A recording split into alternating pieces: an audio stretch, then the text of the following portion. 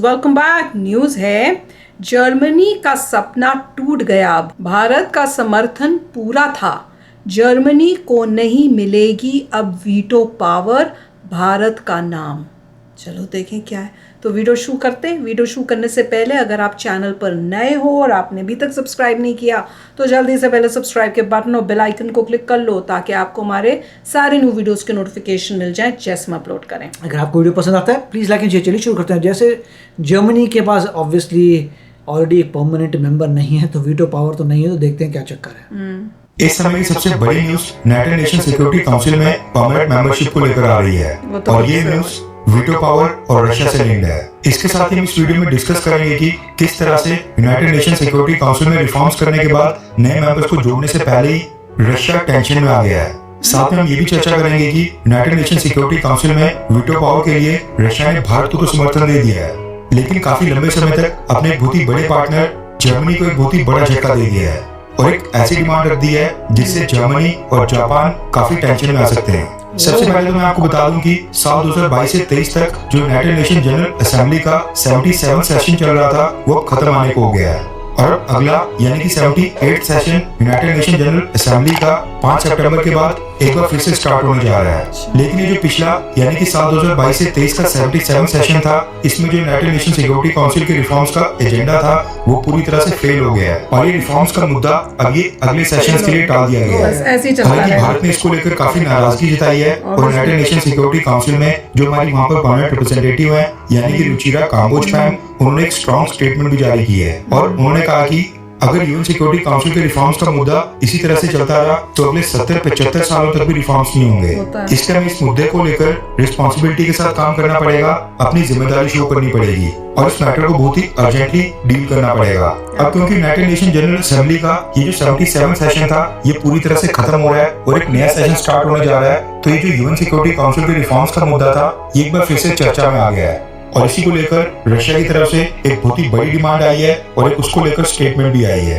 दरअसल रशिया ने क्या किया है कि यूएन सिक्योरिटी काउंसिल में जो आज की डेट में वेस्टर्न डोमिनेंस है उसका मुद्दा उठाया है। अब ये चीज तो ऑलमोस्ट तय है कि जब यूनाइटेड नेशन सिक्योरिटी काउंसिल में रिफॉर्म्स होंगे यानी कि जब नए परमानेंट देशों को जोड़कर उनको वीटो पावर मिलेगी तो उनकी संख्या बताई जा रही है 5, यानी अभी के जो 5 परमानेंट मेंबर्स हैं उनकी संख्या 5 से बढ़ाकर 10 तक कर दी जाएगी और जो नए 5 देश नए यूनाइटेड नेशन सिक्योरिटी काउंसिल में जोड़े जाने के बारे में उनके बारे में बात की जा रही है, उनमें सबसे ज्यादा संभावना है भारत, ब्राजील, जर्मनी, जापान और अफ्रीका से किसी एक देश की। लेकिन अब रशिया की तरफ से एक स्टेटमेंट जारी की गई है जिससे यूएन सिक्योरिटी काउंसिल में रिफॉर्म्स के बाद जर्मनी और जापान की मेंबरशिप के ऊपर सवाल उठाए जा रहे हैं। रेफरेंस के लिए आपकी स्क्रीन के ऊपर रॉयटर्स के आर्टिकल का स्क्रीनशॉट होगा।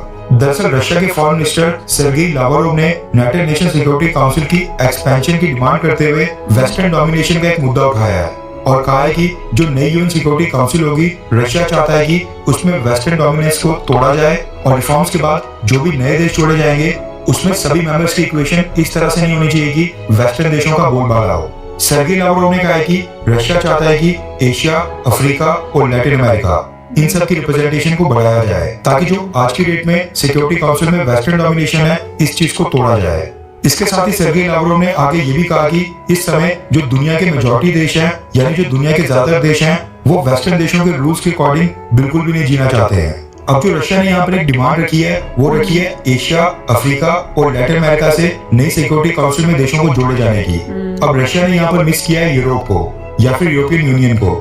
अब ये चीज तो हमको पता है कि यूरोप से जर्मनी के नाम को लेकर काफी चर्चा हो रही है और भारत भी रिफॉर्म्स के बाद नई यूएन सिक्योरिटी काउंसिल में जर्मनी की मेंबरशिप को सपोर्ट करता है। लेकिन रशिया यहाँ पर नहीं चाहता है कि यूरोपियन यूनियन या फिर यूरोप से कोई नया देश यूएन सिक्योरिटी काउंसिल में जोड़ा जाए। इस समय अगर हम यूरोप के हिस्से को देखें तो यूरोप से ब्रिटेन और फ्रांस है। अब ऑब्वियस सी बात है कि ब्रिटेन यूरोपियन यूनियन से बाहर आ चुका है और यूरोपियन यूनियन से इस समय एक ही देश है यानी कि फ्रांस। लेकिन अगर रिफॉर्म्स के बाद जर्मनी को भी यूएन सिक्योरिटी काउंसिल में वीटो पावर मिल जाती है तो जो यूरोप का रीजन है इससे कुल 3 देश परमानेंट मेंबर्स हो जाएंगे, एक फ्रांस, यूके और ये तीसरा जर्मनी।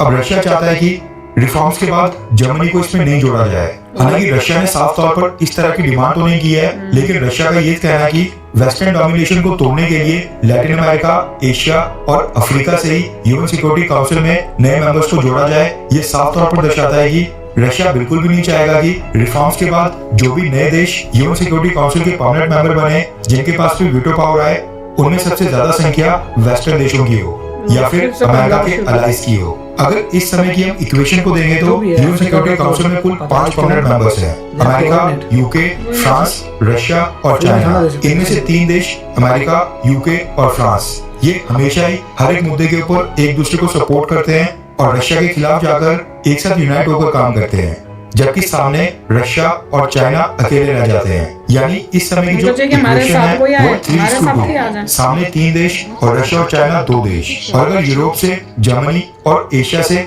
जापान को भी जोड़ दिया जाए तो फिर नई यूएन सिक्योरिटी काउंसिल में टोटल 5 देश ऐसे हो जाएंगे जो हमेशा ही रशिया और चाइना के खिलाफ काम करेंगे।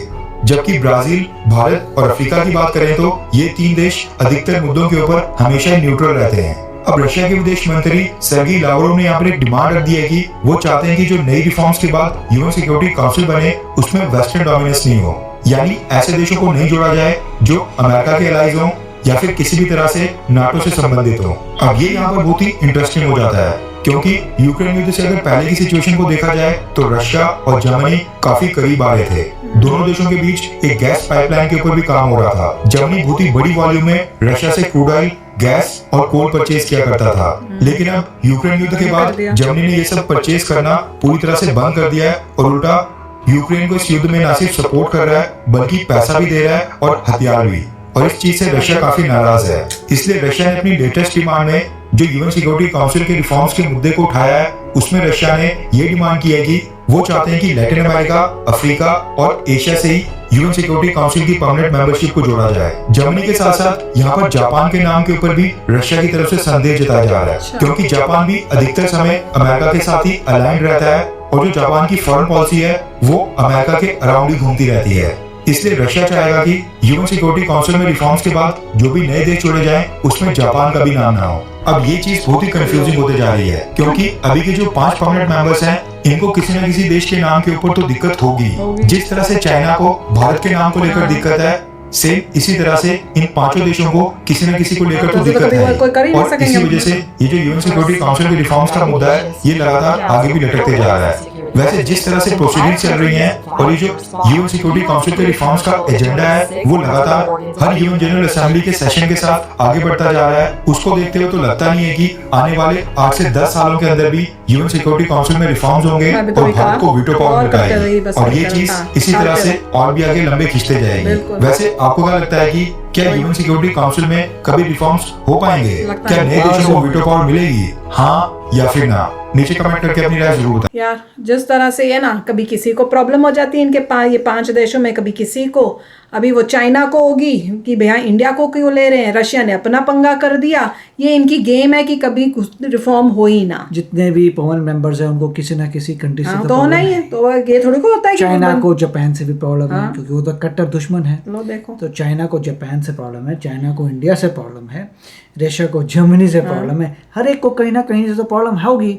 That's all. और साथ में अगर बोल रहे हैं अफ्रीका भी आना चाहेगा तो डिजर्व करना चाहिए ना। ऐसा तो ना बैठे बैठे किसी की लॉटरी खुल गई ऐसे में दे देंगे। अच्छा अफ्रीका को देखते हैं कौन से सबसे बड़ी कंट्री, नाइजीरिया, उसको बनाते हैं बैठे बैठे। मतलब किसी की किस्मत चमके जो पावरफुल कंट्रीज हैं उनको बनाओगे। अर्न जो करेगा, जो बोलेगा देखो मैं यूनाइटेड नेशंस में इतने सालों से लगा हुआ हूँ, मेरी पीस कीपिंग फोर्सेस हैं, मैं इतना काम करता हूँ, मैं डिजर्व करता हूँ तो मेरे को मिले। ऐसा तो ना बैठे बैठे हाँ भी अफ्रीका को देते हैं, ऐसा तो कोई भी मानेगा नहीं, बोलेगा तुम्हें ऐसे बैठे बैठे थोड़ा लॉटरी सिस्टम थोड़ा कि ऐसे बना दो, तुम्हें अर्न करना पड़ेगा। ब्राजील जो है, ब्राजील को अर्न करना पड़ेगा जस्ट बिकॉज कि लैटिन अमेरिका में कोई नहीं तो उसको बना दो। ऐसा तो कोई मजाक लॉटरी सिस्टम तो हो नहीं सकता कि आप जहाँ पर कोई रिप्रेजेंट नहीं है वहाँ पे बना दो किसी को। ये तो लड़ाई झगड़े से ही पावर मिलती है, इन द सेंस कि इंडिया इतना पावरफुल हो जाएगा, इंडिया बोलेगा बाय बाय यूनाइटेड नेशंस, हम बिलीव नहीं करते, हम अपना पूरा ग्रुप अलग कर रहे हैं, भय से डर से इवेंचुअली लगे बंदे इंडिया को देनी पड़ेगी। ऐसे नहीं होना, बिना डर के कुछ नहीं होना। ये देख के ना हर बारी जो सुनते हैं न्यूज़, उससे तो 100% कंफर्म हो रहा है कि बातचीत और ऐसे करने से कभी नहीं मिलेगी। जब तक इनको डंडा नहीं पड़ेगा ना, डर नहीं होगा, तब तक इंडिया को नहीं देंगे। ऐसी कोई ना कोई अपना लफड़े डालता जाएगा, बीच में अड़ंगे डालता जाएगा और ये लटकता रहेगा। और जब इंडिया 3rd लार्जेस्ट इकोनॉमी हो जाएगा तब इंडिया ज्यादा शोर मचाएगा। वो तो है। क्योंकि अभी फिर वो जर्मनी बोलेगा अच्छा मैं भी हूँ, मैं जापान बोलेगा मैं भी हूँ, ब्राजील बोले मैं भी हूँ, तो इंडिया बोलेगा नहीं से मैं हम नंबर 3 हैं, पहले नंबर 3 की करो, फिर बाद में औरों की देखोगे, सबका थोड़ा साथ लेके जा रहे हैं इंडिया। तो वेट करिए अभी 5-10 साल, नंबर 3 बन जाइए, उसके बाद इंडिया बोलेगा बॉस अब तो हमारा अर्जेंट है, और लोग छोटे देश हैं उनका बाद में देखा जाएगा। बिल्कुल, और ये हमें अपने पावर से लेना पड़ेगा जिस तरह से दिख रहा है इनका ये गेम जो है।